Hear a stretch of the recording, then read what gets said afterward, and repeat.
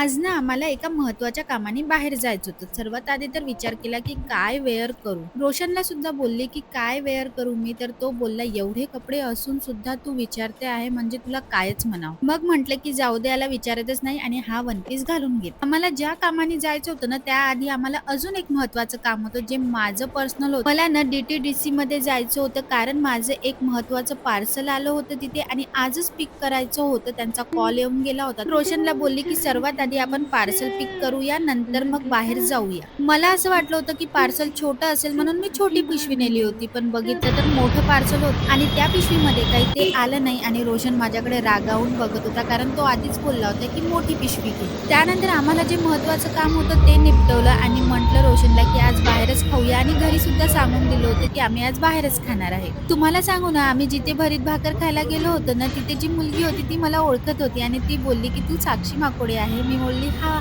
तर "मी तुझे व्हिडिओ बघते." हे ऐकून ना मला खरंच खूप छान वाटलं. असं वाटलं ना, की चला लोकं मला ओळखायला लागले आहे आणि मी काहीतरी चांगलं करते आहे. म्हणून मला खरंच खूप, खूप, खूप आनंद झाला आज.